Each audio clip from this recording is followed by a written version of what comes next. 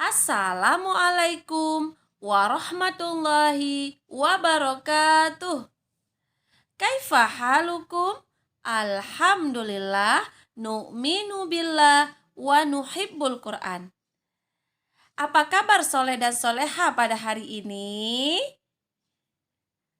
Alhamdulillah, luar biasa, Allahu Akbar. Masih semangat Ananda soleh dan soleha menuntut ilmu pada hari ini? Iya, barakallah, semuanya masih semangat. Coba sekarang Bu Irma lihat ya. Ulama besar, ana. Ulama besar, ana. Takbir, Allahu Akbar. Hari ini kita akan belajar lagi pelajaran Quran hadis tentang Surah Al-Lail. Adapun tujuan pembelajaran yang kita pelajari hari ini adalah siswa dapat menghafalkan surah Al-Lail dengan baik. 2. Siswa dapat memahami isi kandungan surah Al-Lail. Nah, sekarang anak soleh dan soleha semuanya, mari kita membaca sama-sama Surah Al-Lail. Wahid, Isnaini, Salasa. A'udzu billahi minasyaitonir rajim. Bismillahirrahmanirrahim.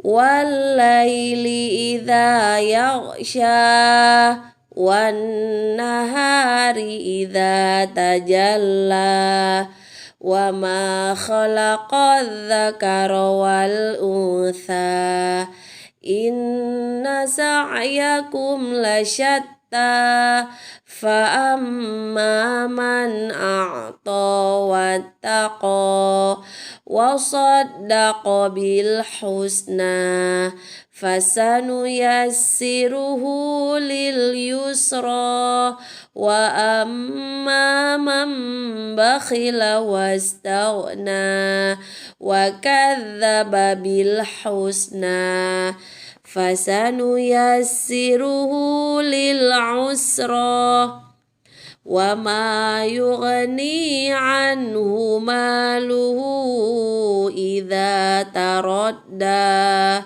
inna alaina lal huda wa inna lana lal akhirata wal ula fa'anzartukum naran taladda la yaslaha illal ashqa alladzi kadzdzaba wa tawalla wa sayujannabuhal atqa alladzi yu'ti malahu yatazakka wa ma li ahadin indahu min ni'matin tujza illa ibtigha'a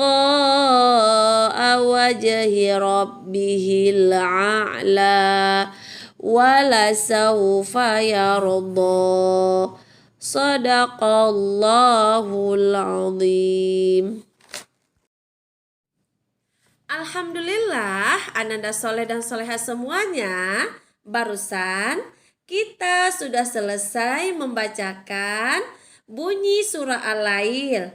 Nah, sekarang Bu Guru mau menanyakan kepada anak soleh dan soleha semuanya, apa ya kira-kira arti dari surah Al-Lail? Ada yang tahu anak-anak semuanya? Iya, ternyata pintar yang menjawab, yaitu artinya malam. Berapa jumlah ayat surah Al-Lail itu anak-anak? Ada yang tahu?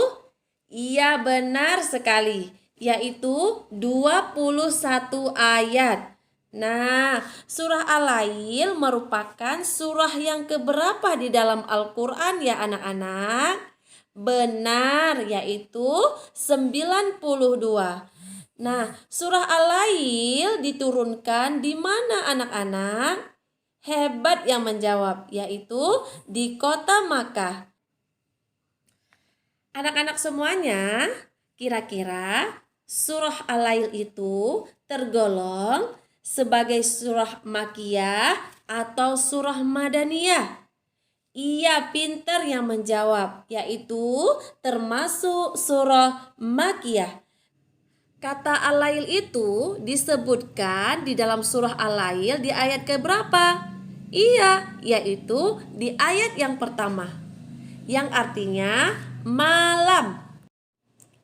Ananda soleh dan soleha semuanya, kita sebagai manusia harus tahu bahwa Allah adalah zat yang paling mulia. Coba sekarang anak-anak perhatikan gambar berikut ini ya. Kira-kira gambar apakah itu anak soleh dan soleha? Barakallah, hebat sekali.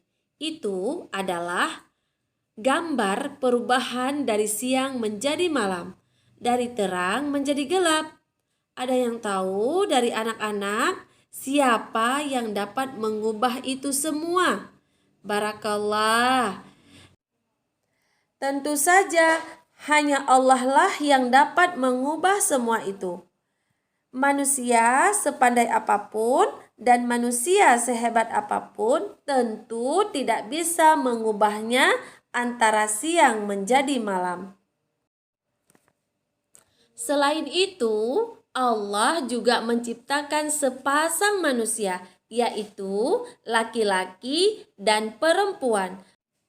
Maka dari itu, Ananda soleh dan soleha semuanya, kita harus senantiasa menaati Allah dengan cara beramal soleh.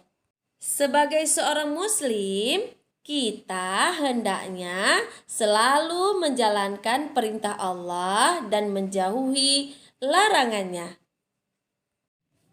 Nah, Ananda soleh dan soleha semuanya, sekarang kita akan melihat isi kandungan dari surah Al-Lail. Ternyata surah Al-Lail menceritakan tentang kebahagiaan dan kesengsaraan. Ini adalah perwujudan dari dua golongan manusia dalam mensikapi hartanya di dunia ini, yaitu dermawan dan bakhil. Anak-anak, ada yang tahu apa itu dermawan? Iya, hebat sekali. Dermawan adalah suka memberi dan mudah membantu orang lain yang sedang kesusahan. Sifat dermawan sangat dianjurkan oleh Allah Subhanahu wa taala. Nah, bagaimana dengan kikir? Ada yang tahu? Kikir adalah tidak mau memberi dan susah memberi pertolongan pada orang lain. Sifat kikir ini tidak diperbolehkan oleh Allah Subhanahu wa taala pada diri kita manusia. Langsung saja sekarang kita akan melihat isi kandungan yang pertama. Setiap usaha yang dilakukan manusia akan mendapatkan balasan. Maksudnya, segala sesuatu yang kita lakukan di dunia ini, Allah Maha melihat dan Allah akan membalasnya dengan balasan yang setimpa dengan apa yang kita lakukan di dunia ini. Misalkan, jika kita rajin beribadah kepada Allah, contohnya sholat 5 waktu, sholat duha, rajin mengaji, sungguh-sungguh menghafal Quran, kemudian istiqomah dalam melaksanakan sholat tahajud, terus bersedekah, kemudian membantu fakir miskin dan menyayangi anak yatim, maka Allah Subhanahu wa Ta'ala akan memberikan kita pahala dan juga menghadiahkan kita surga. Anak soleh dan soleha mau tidak? Pasti mau dong mendapatkan surga Allah ya. Nah, kalau mau harus ngapain? Iya, harus selalu beribadah kepada Allah. Siap? Hebat. Sedangkan apabila kita menjalani hidup dengan penuh kemaksiatan, misalkan tidak mau sholat 5 waktu, tidak mau mengaji, berbicara tidak sopan, dan tidak mau berbagi kepada orang yang membutuhkan, maka Allah akan memberikan kita dosa dan akan memasukkan kita ke dalam apa? Iya, ke dalam yang menyala-nyala, yaitu api neraka. Mau? Masya Allah, pasti kita tidak mau karena neraka itu sangat pedih. Jadi kita harus selalu berdoa kepada Allah agar kita senantiasa selalu diridhoi oleh Allah untuk beribadah kepadanya. Yang kedua adalah orang yang memberikan hartanya dan bertakwa, membenarkan adanya surga, maka ia akan mendapatkan jalan yang mudah. Maksudnya di sini, kalau misalkan anak-anak punya rezeki yang lebih, boleh anak-anak memberikan kepada orang yang membutuhkannya. Itu adalah sama dengan kita mensedekahkan sebagian harta kita kepada orang lain. Bersedekah itu tidak hanya berupa dengan uang ya anak-anak, tapi boleh juga berupa makanan, tenaga, dan juga boleh dengan doa. Dan yang ketiga, orang yang bakhil dan merasa dirinya cukup serta mendustakan pahala yang baik, maka ia akan mendapatkan jalan kesungkaran, yaitu jalan yang sulit untuk menuju ke surganya Allah. Jadi anak-anak semuanya, di sini orang yang bakhil, yang merasa dirinya cukup, dia sama seperti orang yang sombong, yang dia tidak pedulikan kepada orang yang lain. Maka nanti hari akhirat orang tersebut akan mendapatkan jalan kesukaran. Jadi anak soleh dan soleha semuanya, kesimpulan dari isi kandungan surah Al-Lail ini adalah yang pertama, kita di sini harus menyadari bahwa segala sesuatu itu milik Allah. Salah satunya adalah harta yang kita miliki. Karena harta itu adalah titipan siapa anak soleh dan soleha? Iya, itu adalah titipan Allah Subhanahu wa Ta'ala. Maka segeralah kita kembalikan harta kita kepada pemiliknya. Yaitu bagaimana caranya? Yaitu dengan cara menginfakkan harta kita kepada orang yang membutuhkan. Bukan kita menunjukkan dengan adanya harta yang kita miliki, kita menunjukkan rasa angkuh, sombong, merasa cukup, dan lupa untuk berbagi kepada orang yang membutuhkan. Itu tidak boleh ya anak-anak. Kita harus memiliki sikap apa? Iya, yaitu sikap dermawan. Kemudian kesimpulan yang kedua yaitu balasan bagi mereka yang bertakwa dan berinfak tidak lain melainkan surga dengan segala kenikmatannya. Sedangkan balasannya bagi mereka yang angkuh sudah pasti mereka dengan segalanya akan disiksa oleh Allah di dalam neraka.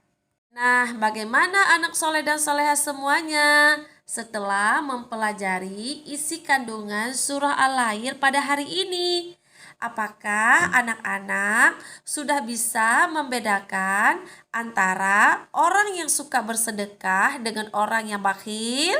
Pasti sudah ya. Ingat ya anak-anak bahwa orang yang berinfak di jalan Allah akan dimudahkan jalannya menuju surga. Sedangkan orang yang bakhil, yang pelit akan dimudahkan jalannya untuk menuju kesulitan. Alhamdulillah, sampai di sini dulu ya pembelajaran kita pada hari ini. Terima kasih anak soleh dan soleha. Semangat terus dalam belajar ya. Bu Guru mohon maaf bila ada kata-kata yang salah.